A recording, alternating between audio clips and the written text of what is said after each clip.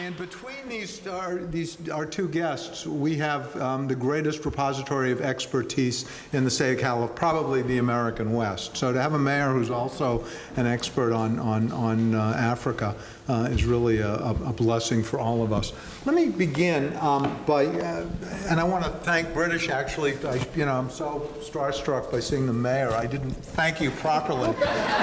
Don't laugh. I mean, if it's sheikhs in Abu Dhabi or something, I'm good. But it's the mayor of Los Angeles. Yeah, I'm a Middle East specialist, so this is the mayor of Los Angeles. So I want to thank British Robinson for coming. You have an enormous fan club in Los Angeles. The emails I've been getting. It's because of art. Well, he has his own fan club, but I've been getting a lot of messages and so forth. So let's start with you, and we have a hard stop. Whenever I know you have to go back to your day job. So let's start with the first question, which is tell us about Prosper Africa. What are your objectives? Sure. Why did you accept the job? Are you happy in your work? That's kind of a loaded question, but we'll get there. So first, good evening, everybody. It's a pleasure to be here. Thank you, Art, for the kind introduction, and thank you to the PAC Council. Dr. Green, thank you for having us. And most of all, I just want to take a minute to thank the mayor for her lifelong service to this country, but also service to Africa and believing in the possibilities of Africa. It's like a phoenix rising, which I'll talk about a little bit more.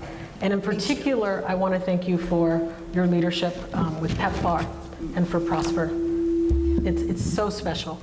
And maybe you want to say a few words before I jump in about that. It's very, very, very important. Carry on. So we really, Prosper Africa was created in 2018. It's a presidential and a national security initiative that catalyzes two-way trade and investment on the continent of Africa. This is a very unique way for the US government to do business. We are going beyond what we call traditional development.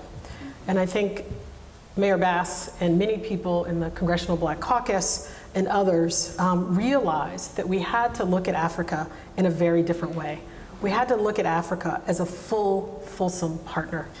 And by supporting PEPFAR and supporting Prosper Africa and the Millennium Challenge Corporation and Peace Corps and all of these other initiatives that stood before Prosper, we're actually able to do what we do every day. And part of that work is to say that we have to crowd in investment and trade on the continent. We can not only, if we look at Prosper Africa and we look at Africa as a continent, and by the way, it is not a country. Thank you. There are 54 countries on the continent. On behalf of, I was appointed by President Biden in July, and by the way, I love my job. Good. Just to get that out there. Appointed in July, I've been on board about 7 months. But I have the privilege to work with investors, with pension funds, with ultra-high net worth individuals, from college and university presidents, endowments, et cetera, to crowd in more private sector investment onto the continent so that Africa can truly grow. We are building economies, not just one economy. We focus on healthcare, we focus on ag, we focus on fintech, and I'm actually here this week to focus on the creative industries. The creative economy in Africa is booming. Film, fashion, art, and movies, TV, and we need LA, Mayor, we need California to be a part of Africa's story. Yes. And we hope that with you and with all of the studios that we can do that. And true co-investment, not a handout, but a hand up, true co-investment. And that's part of your legacy in all the years that you spent in Congress, so I really want to thank you for that. When we talk about investment, when we talk about scale, we look at, I actually coordinate 17 other US government agencies. As a presidential and a national security initiative, we utilize all of the tools, instruments, and services of those agencies. Everything from debt to equity to first loss. We work with early entrepreneurs, venture capital, et cetera, all the way to funding feasibility studies. And so by doing so, we help to create economies that we think will help Africa grow. So why Africa? Why now? Africa, by 2030, 1 in 4 people on this planet will live on the continent of Africa. By 2040, it will have the largest workforce in the world, larger than India and China combined. 60% of everyone living on the continent is younger than 25 years old. 12 of the fastest growing economies, 12 out of 20, according to Financial Times, will be the fastest growing economies by the end of 2024, 12 countries in the continent of Africa. Africa has many opportunities and many challenges. It is also part of our future, not just their future. Because we all talk about, particularly on the West Coast, we talk about climate change.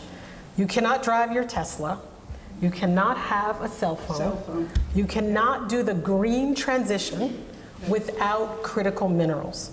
Most of the critical minerals that we need for the green transition, and I'm not talking about taking rocks out of Africa, I'm talking about the green transition, means that you have to partner with Africa. And it's also why it's a national security issue. It is in Africa's interest and in America's interest to support them in keeping their minerals on the continent and then processing them and fully utilizing them so that it benefits their people and their countries. And that's what we're about. And so when we talk about critical minerals, I ask you all to think about it as making the planet more climate friendly and a better place to live for all of us. Africa is affected by climate change the most. They contribute the least to climate change. So we're actively working to help them grow their green economy as well. And that's part and parcel of climate change and critical minerals. So that's kind of what we do. I'll dig in a little bit more into the tools that we utilize, and I'll give you some examples at scale that we work on to actually build the ecosystem. Thanks. Thank you. I'm going to sort of dive to what I think is a key question, and this is for Mayor Bass. How important is it for initiatives like this to engage us? Or put differently, how important is it for us to put ourselves forward to support these issues? The fact that we live at a great distance from, nobody lives a great distance from anywhere on this planet anymore.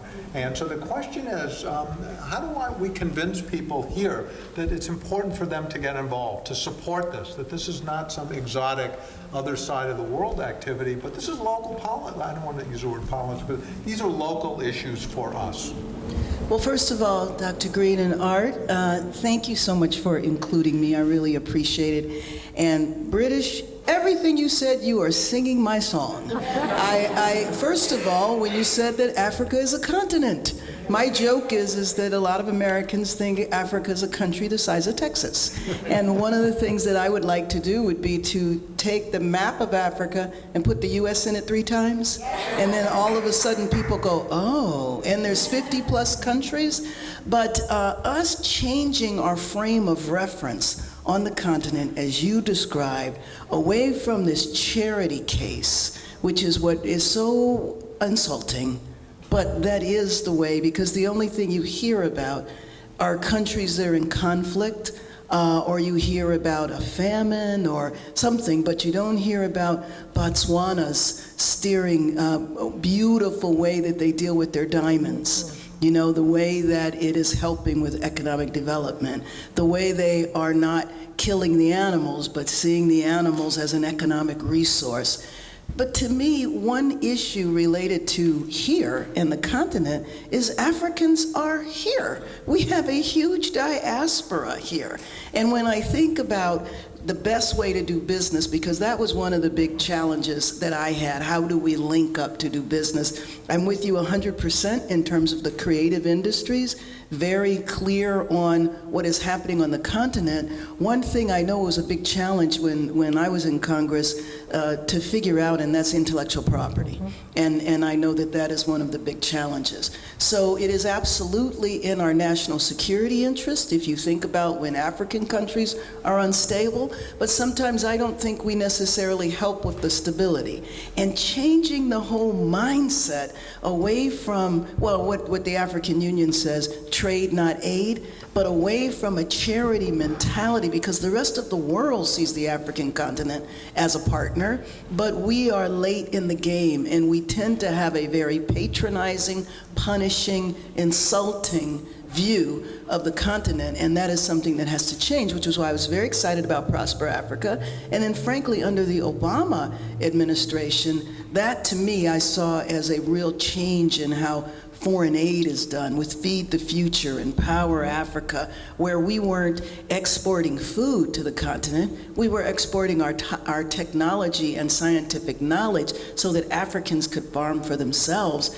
I had an interesting debates within the Democratic caucus in Congress, fighting some of my friends who were like, no, we need to deliver this food. And I'm like, no, you're messing up the markets. You don't want Africans. How could you think about, why would you transport food all the way from the United States? Well, one, of course, is to help our farmers, but that's not a good thing to do. We need to grow the economies, the markets on the continent, and really powerful. I'll just give one example of Feed the Future. When I was there, there was a farm way up in the mountains in Kenya, and the Feed the Future was exporting, again, the technology and the scientific way of doing farming.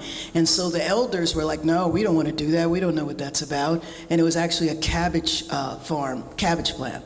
And so the elders farmed the way they normally do, which is scatter the seeds, and then the Feed the Future side was using scientific rows and all. And so the comparison was, over here the elders grew cabbages that were the size of apples, and over on the scientific side they grew cabbages that were what we are used to seeing in our markets. And the point is that they were able to build their capacity so that then they had they grew enough food beyond subsistence so that they could actually take it to market, and it was developing their economy.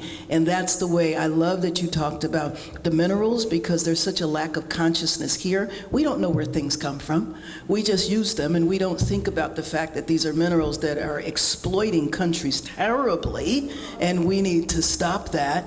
And then from the national security point of view, when you mention 60% of the continent being young people, if young people do not have something positive to do, then don't be surprised if they get involved in negative activity. So I'm very excited about your work, and anything that I could do to support it, I'll be there. Thank you. What are trying to clap with a mic. What are some of your successes? And the reason I ask that is to illustrate to our community things that we can be doing here to assist you. I don't think New York, because it's closer to Africa than Los Angeles, has a greater role to play. In fact, quite the opposite. The Rust Belt does its thing, and this is California. So, what success stories? Things to what will make your trip here successful? What would you like to achieve? Because I'd like people to understand that this is our issue. It's not simply somebody else's issue. It's for everybody. Right. She liked. Thank you. I'm not used to that, I tell you. Absolutely. So, our tagline is two-way trade and investment. Let me lean on the trade side for a minute, and we have the mayor here. The first thing is that we have a number of cities or pension funds that are actually co-investing with us in funds across sector, across the continent. So, for example, the city of Philadelphia is an investor. Okay. The firefighters of Oakland, investor. City of Chicago Pension Fund, investor. Madam Mayor, we would love to talk to you about the city of Los Angeles and opportunities to co-invest with us. And the state of California. And the state. Yeah, And CalPERS. CalPERS. And hopefully this can be the start of that dialogue and conversation. That's number one. Number two, it's two-way trade and investment, because we create, as the mayor said, jobs on both sides. So we want to be about the trade piece. You have a port here. You have jobs that we can create. There's an opportunity to take advantage of AGOA, which is the African Growth and Opportunity Act, which the mayor supported when she was in Congress. It is about to be reauthorized. We very much think that the trade piece is critical, and it's a huge role for cities and the US to look at opportunities to partner with African suppliers with US buyers and vice versa. So that's the second piece that matters. The third piece is why I'm here, which is using and helping to utilize the intellectual property that exists within the creative industry and the creative economy here in California to help build out the creative economy and the industries in Africa. From a country perspective, the entire continent, all 54 countries, are not quite ready for the creative industries, but there are a handful that are. South Africa, Kenya, Nigeria, Morocco, and there's some uptick in Ghana. Well, please. Namibia. There you go. One thing, do you Yes. mind if I? Yes. So Namibia, the president of Namibia just passed away, He just actually. passed It's very unfortunate. He was here right before. After, I think it was a few years ago, he came to, he was at UNGA, the General Assembly, and they were interested in filming in Namibia. And so I worked with Lionsgate, actually, and had one of the Lionsgate's executives meet with the president in DC. And they did a whole presentation. I was really impressed. They are ready to do filming. Now, I shouldn't tell anybody that because, you know, we want all the filming to happen in LA, but I think it was very helpful, but they are ready to go. Right. And they have the infrastructure set up, the tax system, all of that. Right. And I think that's you know, not only why we're here, I think we've had conversations with some of the various agencies. There's a technical transfer, but there's also a co-investment opportunity. I think the folks we've met with didn't realize that the US government can actually, we have our own dollars, we can actually co-invest. So that's a big deal. All of a sudden people got very excited to know that we can actually write checks with the movie industry here. That means more jobs here, but that means production and jobs in Africa, right? So that's what we're looking at supporting in the creative industries is a growth sector. We are private sector led. So again, as the mayor said, this is not about charity. We look at where the growth economies are, and that's where we look to co-invest with our own US dollars, as well as the other instruments, all the way from providing a $100 million loan guarantee, which I was very proud to announce early fall with Bank of America. So a US bank provided underwriting for a $275 million mortgage deal that we did across 6 countries in Africa. There is no mortgage market that exists in Africa. By giving that $100 million US government guarantee with Bank of America underwriting the bonds, we were able to actually create a mortgage market for those 6 countries. Those families, over 10,000 African families, now low and medium African families can purchase homes. That is enabling the environment. That's creating an ecosystem. Second example I'll give you, I'll go back to the transition, climate change. In early December, I went to COP. Most people know what COP is, the big climate event. We launched the first ever green climate deal where there'll be green bonds and green loans for Africa. We put in $10 million of our own budget, partnered with the Bank of Japan, with the UK government, with the the Nigerian Sovereign Wealth Fund. It is now has $100 million on the balance sheet. By the end of 2024, we will be able to provide green loans and green bonds for African countries at $1 billion. It's never been done by the United States government. I was able to announce that just 2 months ago. So that's the level of scale we're talking about. That's about building economies. That's not about traditional development. Prosper Africa is a new way of doing business for the US government, and we believe it's the way that we're actually going to help the continent grow and prosper. So just 2 examples. Yeah, no, but these are examples that are as relevant to California as they are to The green transition. The East Coast. Sure. And I want to ask a political question, if I will. One of our members, Cynthia Tejas, is ambassador to Costa Rica. I watched her confirmation hearing. She was asked one question: "What are you going to do, Dr. Tejas, about China when you get to Costa Rica?" The point, what that illustrates is Latin America and Africa matter in certain circles only when they are of interest to the Wagner Group, the Russians, the Chinese. There's the famous trip by Rex Tillerson during his brief and unforgettable tenure as Secretary of State, going all over Africa on his finger-wagging tour. Don't take money from the Russians. Don't, and the United States didn't have you. We didn't really have anything to offer. So I wonder, how do we, it's kind of it's so obvious to us, but how do we get Americans to understand that both Latin America and, in this case, Africa are central to our interests? If we're not going to save Ukraine, we're heading into a period of, it's really worrisome. But there's got to be a way to do it. Well, it's not all bad news. It isn't, because I will tell you that, I know this is going to be shocking, but Africa is actually a bipartisan issue. And there are bipartisan things that members of Congress do together. They're just never considered newsworthy, which is why you don't hear about them. Mm-hmm. So the African Growth and Opportunity Act, for example, when we were fighting to get that reauthorized in 2015, one of our big victories was we got it for 10 years, and we were very excited about that. But also Paul Ryan, who was Speaker, Vice Presidential candidate, big Republican, he knew that there were a number of us that were really, really committed to getting AGOA done, and he made a commitment to me personally that he would make sure, because he was the chair of Ways and Means, I was on Foreign Affairs, there's a piece of AGOA that goes through Foreign Affairs, but most of it goes through Ways and Means, and we worked together. And so when you're talking about business and the economy, that has more interest in a bipartisan basis. The other thing that's very bipartisan, interestingly, are the animals, but the animals can be an economic development driver. But one thing that I would add, though, is that I really hope that as we build this out, that we also focus on the diaspora here, who are already doing business in Africa.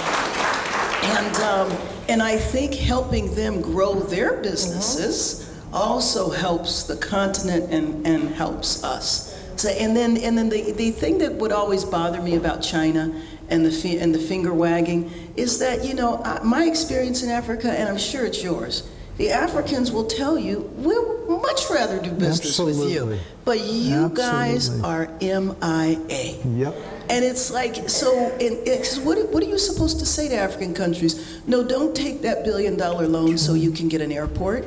Wait for us, but we're not going to give you that. Exactly right. And I think that it's about the U.S. stepping up more, which is why Prosper Africa and the scale in which you're talking about is so groundbreaking.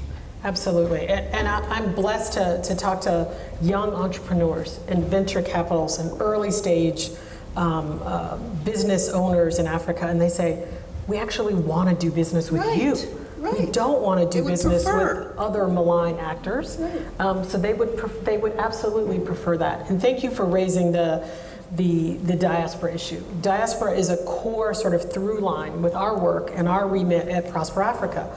And part of the trade piece is supporting the diaspora businesses, mostly small and medium-sized enterprises across these United States, including right here in California, through AGOA, providing them preferential options for trading, for doing buying and selling across border. And so, Mayor, we want to do more of that, and we want California and LA to be a part of that. And some of this we do through our institutional investing trips.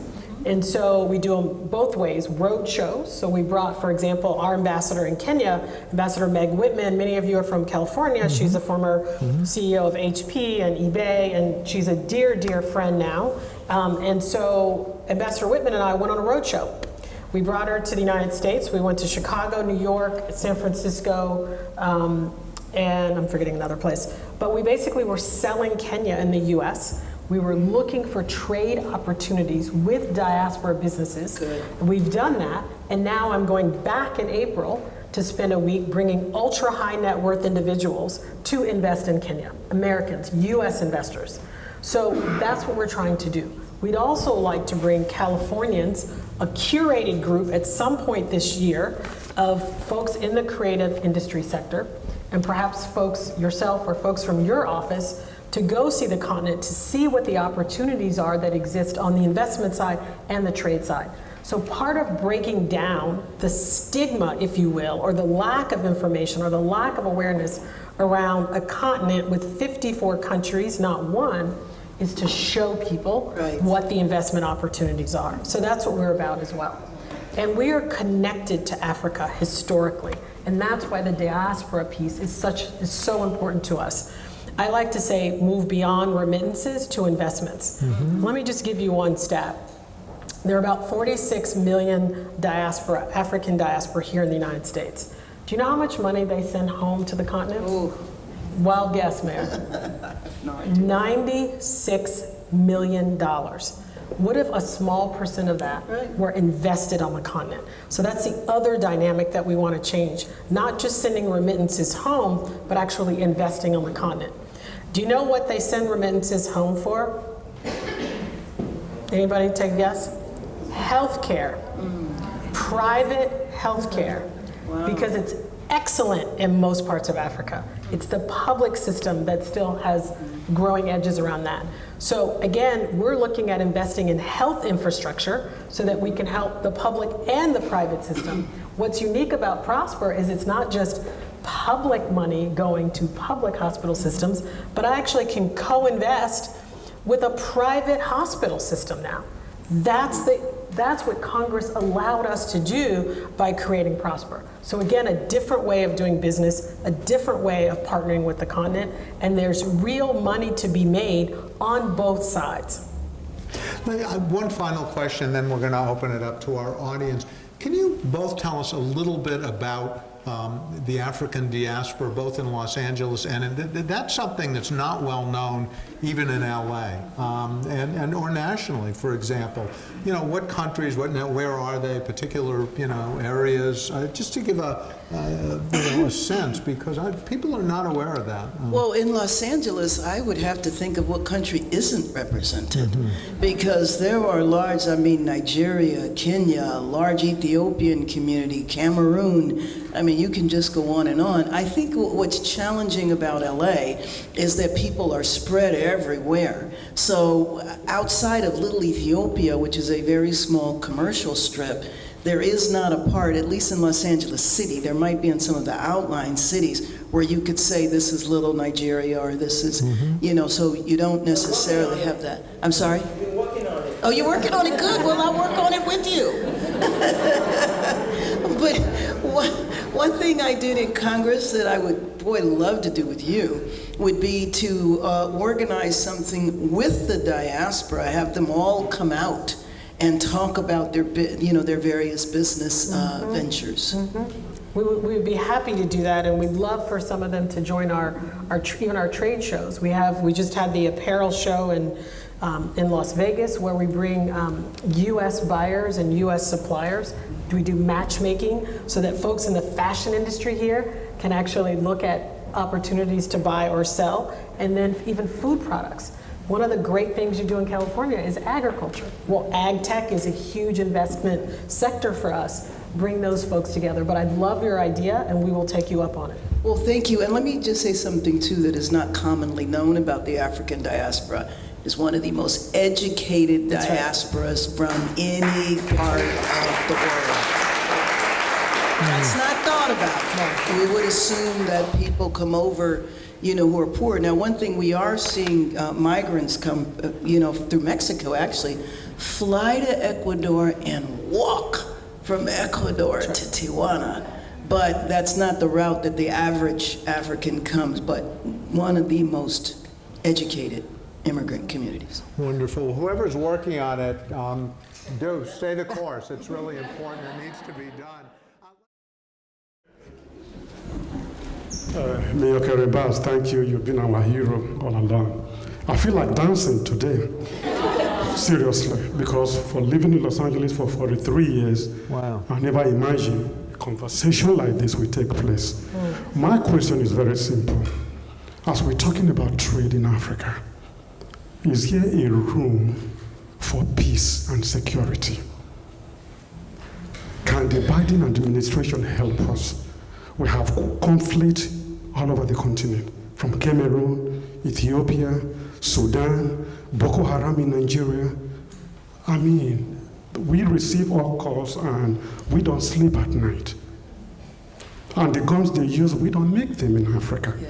So can peace and security be on the agenda? Well, Let this message go to President Biden. Let me Thank just you. say, if you don't mind, I know that peace and security is number one on President Biden's agenda, if you don't mind me saying it. He's in town today, by the way. I was with him earlier. And I know that that's number one. But my belief is that while we work for peace and security, while we work to address the conflicts, you got to address the root causes Exactly of the right. conflicts. Yes. And to me, what was so clear about Africa is exactly what we're talking about.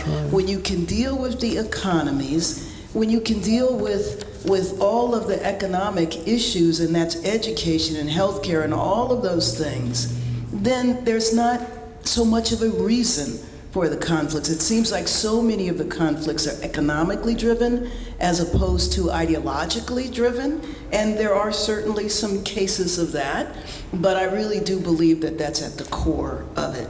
So let me just say, because I'll use this to say a goodbye, but let me point out that my staff is here. Aaron Bramajan is my deputy mayor for international affairs, and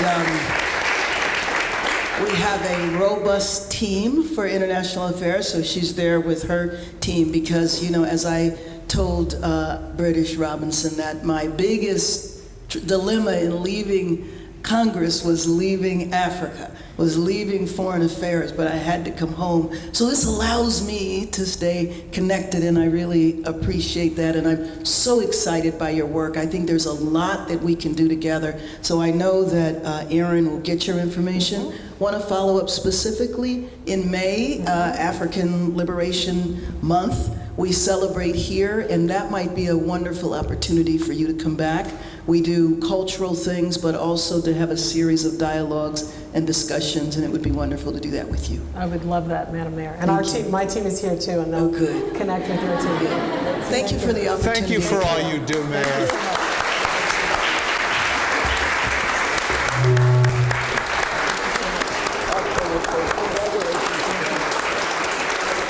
Thank you so much. Folks, we're going to continue, so I just want to say that this gentleman's question, I'm not an expert on Prosper Africa, but I am convinced it's at the heart of everything that you're doing. That's if right. you are successful, peace and prosperity will come. People will not be swimming across the English Channel and getting on boats so many good things will come from this if we get it right. So, other questions, please. Yes, ma'am. Lady in orange.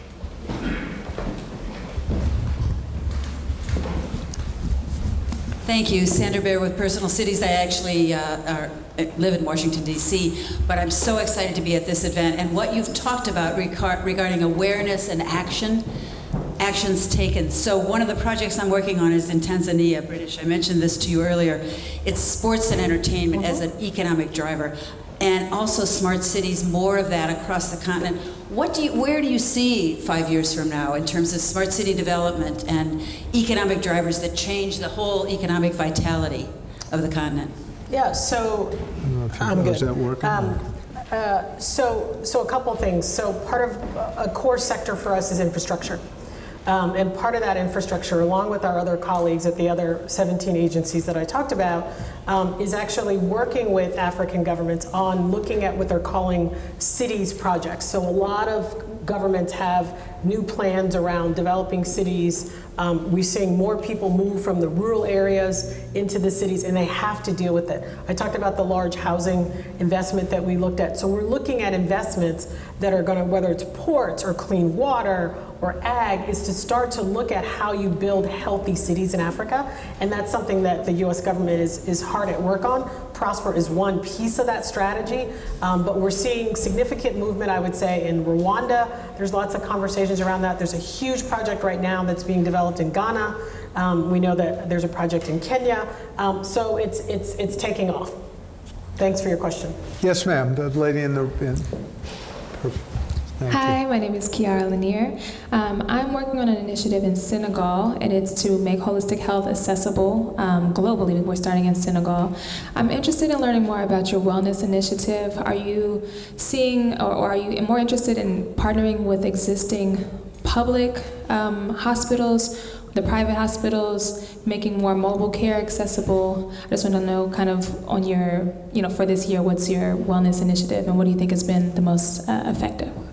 So it's not a wellness initiative, it's a healthcare infrastructure initiative. So we're looking at investing in manufacturing, packaging, helping to bring vaccines onto the continent, all the way to diabetes clinics, etc. So it's more of that core that Africa needs versus sort of individual by projects. But if you have a project that you want us to consider, you can go to our website at www.prosper.gov, or you can talk to Aman, who is our biz dev lead, and he will vet your deal, because we do everything from concept all the way to close. We do the due diligence, we tell you if you're on the right track, if you need to talk to somebody else, that sort of thing. But remember, we work at scale, so we don't do small projects, we don't do what I call handicrafts.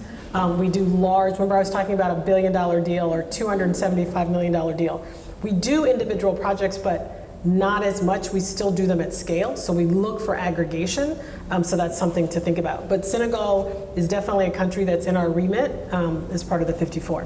Hope I answer your question. Yes, thank you. Thanks. Aman, thank you for your service. Yes, ma'am.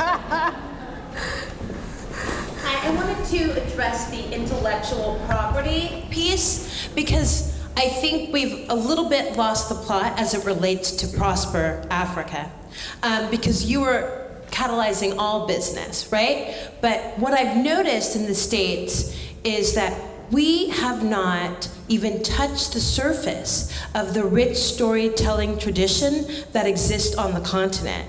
So with the producers in this room, with the writers and directors in this room, we should take our voices and bring them to the continent and make these projects and open up a corridor for trade and exchange, both intellectually and through art and television and film and fashion. So I just wanted to put that out there, because I think it's important that, that's not really what you do, but you could help do that. Exactly. Thank you. Very Next question. important. Yes, Thank ma'am. Hi, I'm Abigail Nguyen. I'm a student at USC studying public diplomacy as a master's student. I was wondering if you would be able to give advice on how to engage the youth and future leaders of today to carry on this conversation and carry on your current initiatives in our careers. Fantastic question. I'm so happy that you're getting your degree. It's similar to mine. So the first thing is, I would say that you should travel to the continent if you have that opportunity. You should really live and work in Africa. It will change your life. It's in my veins. I have worked on the continent for over 30 years. I started my career working in refugees at the Jesuit Refugee Service. I've lived in refugee camps in Kakama and Dadaab, the two largest camps in the world. One of the camps is so large that the UN is thinking of closing it because it's just simply almost inhumane at this point. I've left working in the camps and then moved to work at the US Department of State, working in global HIV and AIDS. I traveled most of the continent, but when you actually meet people and you see their humanity, it directs you. It becomes organic. It becomes your driver for what you want to do. For me, this is not a job. This is my passion. This is my life's work. I left government for 15 years and I just came back. I came back because it's a calling. And I think when you major in public policy or diplomacy or government affairs or international relations, it has to be a passion, because it's more than theory. It's more than just reading what you read in the books. And so you're going to an excellent school. I went to Hopkins. I went to an excellent school.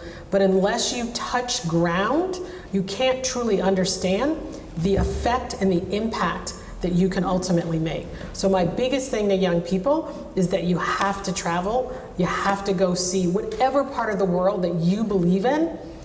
Take time, break bread, spend it with people from that place that you want to help, so that you're not in a position of just doing a handout or it's just charity, but it's more than that, that it becomes a friendship, a partnership, colleagueship. So that's the advice I would give you.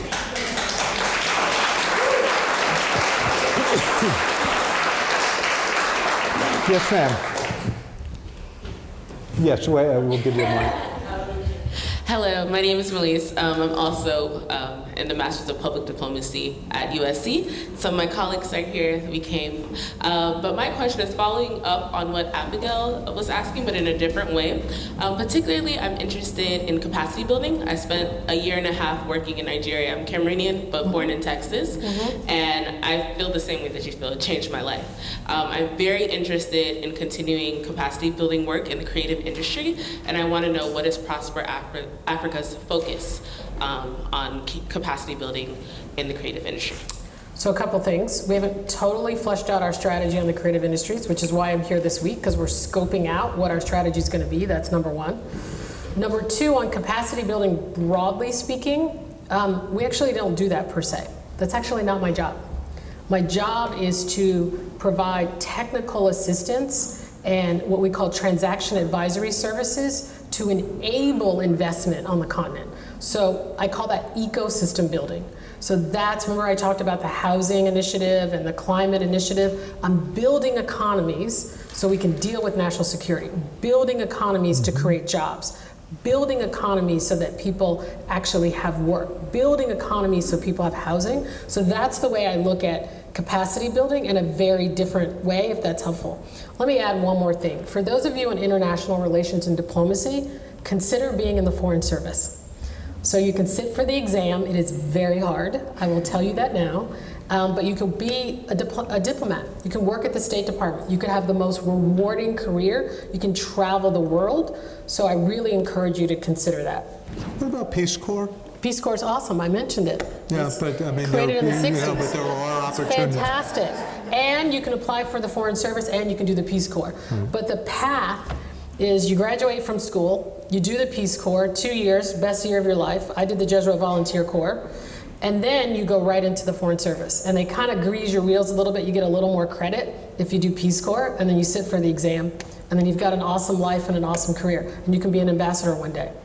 I was just in Serbia, and the U.S. ambassador to Serbia, Chris Hill, started his life as a Peace Corps volunteer in Cameroon, and he ended up being ambassador to South Korea, Poland, Iraq, and he's now ambassador to Serbia. I don't know if Peter Lahorn he's on his way. Peter is here, Peace Corps volunteer in Morocco, CEO of the Hilton Foundation, 8 years in Mali, and so this is sage advice, which I hope you're listening to. And that's somebody to talk to. He spent his career in Africa. I've known Peter for probably over 20 years. Thank you for your service to the continent, Peter. Next question. Yes, ma'am. Val. Hi, my name is Val. I'm a social impact strategy consultant. My question is, as you are engaging with the creative industry, is it a part of your job to also kind of add some protection for people? Because like, for instance, in Los Angeles, we did have that strike last year, and it lasted longer than a lot of people would like it to. We even had execs publicly say, until you are homeless, we'll pay attention to you. Like, you should be grateful, and just to make sure that that energy doesn't translate over to the continent, because that's exploitation at that point. So a couple things. When we look at the creative industry in Africa, again, we're trying to enable an environment. I'm trying to actually create an economy so those sorts of things don't happen, but that's not my job per se. But if I do my job the right way, that hopefully won't happen. And by trying to create the creative economies in Africa, we're helping to ensure that hopefully people won't be exploited if we do it the right way. So that's my job. That is part of my job. Hope I answer your question. Thank you. Yes, ma'am. China has Wait one sec. Wait for Mike. industry in agriculture. Can you start your question Start again? the question again, please. We didn't hear it. China has created a huge industry in some of the countries in Africa in agriculture, producing food. And I'd like to know, with all these activities, what benefits they're getting from these activities. So I don't work for the government of China from PRC. I work for the United States government. And I know what we're doing to try to ensure that malign actors do not take advantage of potentially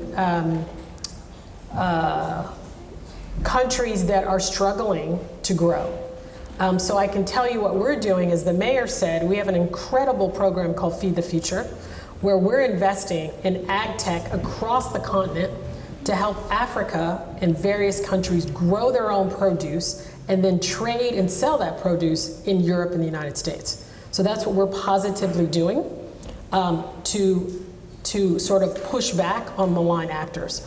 Prosper Africa is a national security initiative because it's set up to strengthen Africa's hand in dealing with all of these global markets.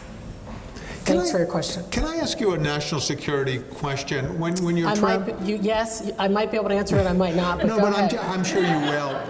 When you're traveling around Africa, meeting with business people, government officials, and others, do Russia and China come up in the conversations? Do people, do people?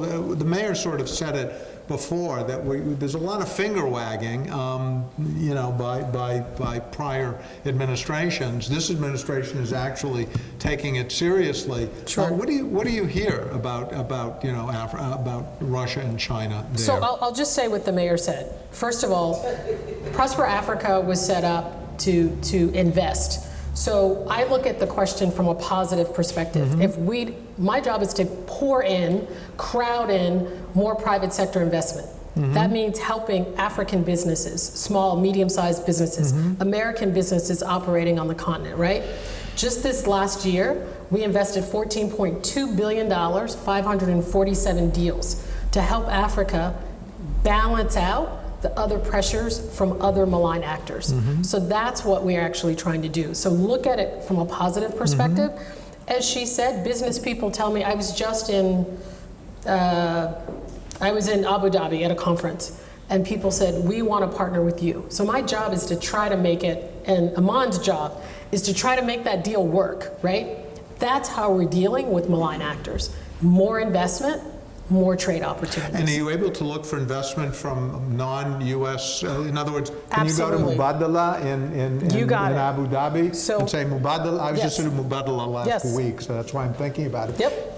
You can do that. I can do that. Remember the green deal, mm-hmm. the green bond deal? Mm-hmm. Nigerian Sovereign Wealth Fund, UK government, Bank of Japan. Sovereign wealth funds are our partners as well. It's really good to hear. Carol Hamilton. Wait one sec for Mike. Thank you. Yeah, thank you so much for this. I really appreciate what you're doing. And I know you met with our executive director of Global LA yesterday, and appreciate that. I'm sure we can find things to do together. But just based on the answer to Jerry's question, I'm very curious because I've traveled a bit in Africa and interviewed the San about the Kalahari in connection with a lawsuit they have. And what I'm curious about is what you're doing, because it can be in partnership with other countries or certainly private investment, right? Mm-hmm. But nevertheless, it's American generated. And so I'm just curious the extent to which the countries, or let's say the people of the country, know that this is really inspired by your work, by the work of our country, because we want to get credit for it, because you drive around Africa and you see these signs, highway created by the Chinese, the Botswana airport created by the Chinese, blah, blah, blah. And so I'm just curious about this country getting credit for all this great work you're doing, even though a lot of it's private investment. And do the people know? Yeah, so... Because I do think that's important. Couple things. The first thing, it's not just our investment. We co-invest. So we also co-invest with the host country governments and African private businesses and African investors. So I just want to make that really clear. Those are our co-investor and partners. And yes, we do get credit for what we do, absolutely. But we also don't do it just for credit. We do it because it's the right thing to do. Exactly right. It is the right thing to do. And that's who we are as Americans. So I think that's really important. And I've worked for now President Biden, President Obama, and President Bush. And I will tell you, all three of them felt the same way working for them. It is about who we are as Americans. And oh, by the way, we happen to get credit for it because we're doing the right thing. I completely agree with you. You know, we had an event with President George W. Bush, and President Bush talked a lot about Africa, and what he said specifically that it was Condi Rice who kind of, got him to pay attention. Yeah. And it was one of the most gratifying experiences in his presidency. So to do the right thing, the karmic rewards will be there. Yeah, but people know. I do want to answer your question. They do know. And by the way, we do a lot of advertising in Africa. We have these big banners, and you know what it says? From the American people. Everywhere. Everywhere. Bags of rice, bags of food from the American people. Every event we have, signage says, from the American people. Prosper Africa would not exist without the American people. I worked at PEPFAR, the global AIDS program that President Bush started. It was about, he always said it was about our goodness, and he's right. And we are beloved on the continent. We are beloved. I experienced that when I worked in the global HIV/AIDS program. Just the most incredible experience to have people thank you for saving their lives, for saving their little babies. Their little babies in Zambia named George and Laura because of your tax dollars. I mean, I cried. I was like, what's going on here? George and Laura. Because so they know. They know. When you have babies and you name them George and Laura, they know. And there are lots of Baracks running around too, by the way. We have time for one final question, which will go to Seth Stoddard. I think my voice might be moving enough. We're going to wait for Mike, Seth. So. Great and inspiring discussion, certainly. I'm Seth Stoddard. I teach national security law at USC Law School. Served in the Obama administration as Assistant Secretary of Homeland Security. Question I have is about, back to malign actors for a moment. One of the issues, and you mentioned early in the discussion of important minerals that are crucial for the global economy. One of those minerals is cobalt, which is an essential mineral for lithium-ion batteries. And so the question I have is, I think it seems to be the case that a lot of the cobalt that's mined in the DRC and the neighboring countries is mined by Chinese-owned companies that employ forced labor or child labor, and then it's processed often in China, but theoretically under US law, any materials or goods that are sourced wholly or in part from forced labor are banned from import into the United States. But we don't really enforce that particular law particularly intensely right now, unlike, say, the Uyghur Forced Labor Act.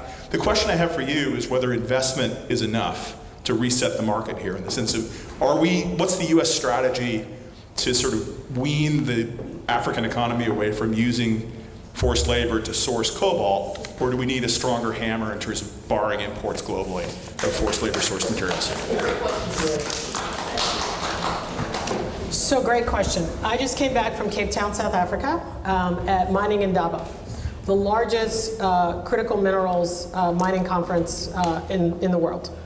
One of the things is we had the largest U.S. delegation ever in the history of that conference. That conference is 30 years old. Our project is led by, I talked about 17 agencies earlier. So we work with the DOD, the DOE, and it's actually led on the critical mineral strategies led by the U.S. Department of State, by Undersecretary Fernandez. The division is called the Minerals Supply Chain Partnership, and we all work in concert to secure those critical minerals with and on behalf of and in collaboration with the host country governments. All the cobalt doesn't just sit in DRC, it's in Zambia, it's in Botswana, it's in South Africa, it's in other places. So I do want to be clear about that, and very large deposits. Some mines have just been discovered with larger cobalt, manganese, lithium, etc. So that's the very good news. Again, back to America and what we do best. Some of our mining companies are helping with the technology that we need to secure those critical minerals on behalf of the world. And we're doing that every single day. I will also tell you that all of those mines are not Chinese owned. They are owned by US companies, South African companies, and Australian and Canadian. And they are our deep, closest partners. And we are co-investing alongside them to help Africa keep its critical minerals and also process its minerals, and then to be able to do trade that is legitimate without dealing with children mining, junior miners, et cetera, et cetera. There are international regulations and certifications that you have to have when you mine those particular critical minerals, and those are working fairly well. There were lots of robust conversations about that in Cape Town. So I'm pretty bullish on where we are right now. We may be a little, we're running pretty quickly with our friends in Australia and Canada, but also there are significant US investors that are investing now in many of these mines. We also we partner with off-takers, so the big automakers are really important to us. So Ford, GM, Mercedes-Benz, very important as we look at the entire ecosystem around minerals. So it's, as the Africans would say, it's not just the rocks, it's how we're capacitating the entire ecosystem. So part of our strategy is not just the minerals, but what are we doing, how are we processing on the continent, and then having the end product go to GM or Ford or whomever. So that's the US, that's our strategy now, is looking at the totality of critical minerals and the use for the green transition. I hope I answered your question. Thanks. I think our time has come to an end, but actually there was one person. Yes, we will give you the final word, sir, so please. Thank you. Okay, first of all, thank you so much. My name is Ron Lyles. I'm with Quest Solutions. I'm an AGOA trade specialist, and I also work with a platform called iTrade Digital, created by a lot of former and current Department of Commerce people. So we help make these transactions transparent, go quickly, and I work with Diaspora, who is a buyer of minerals in the US and one of the only buyers that will import gold and other minerals here. So thank you for that. Here's an elephant in the room question. Artificial intelligence. I don't hear that talked about a lot, and I want to know what your strategy is on that when it comes to embracing, integrating, or protecting the way we do business with Africa and other countries. So that was a really easy question. To be very frank with you, we're figuring that out. We're partnering with some of our large ICT companies to sort of sort that out. That will be led by the U.S. Department of State. There's a huge team working on AI and figuring out its proper use, but also in partnership and collaboration with African governments. I think our time has come to an end. There's something I'd like you all to think about before I thank Ms. Robinson for spending time with us, which is there's a presidential election coming up. There are major isolationist trends happening in this country, and conversations like this help us to understand that we have a global role, we have a global responsibility, and global doesn't mean what it used to. Nothing is far in this day and age. So we can exhort Russia to invade, countries in Europe because, NATO is useless, or we can, and this is, I'm being geopolitical rather than, political in a sort of traditional sense. Or we can do things like this, which Prosper is a national security initiative, which I had not realized until you, and it is, to this gentleman's question, who was, listing all of the trouble areas in Africa, this is a very powerful tool to address these issues, and we all need to get in the game. This is not something for people living back east. This is this mentality that that foreign policy is not for us in California. It's for all of us. I really want to thank you for to leave government and come back after 15 years. This is not a job. It is a calling. It's quite clear. And I hope it inspires people here. It certainly inspired me. And the mayor inspires me all the time. I mean, just the things she does are, we've been thirsty for quite a long time for many of the things that she's addressing. So please feel free to, to make specific, send them on to us, make specific demands, say, I need this, I want you to talk to Mubadala for me, or whatever it is, and we will do it, because, we will rise to the challenge here. And again, I want to thank all of you for coming. And I really want to thank you for spending time with us and for what you're doing. It's really, really important. Thank you. My pleasure. So thank you for your service, and thank you. all of you as well.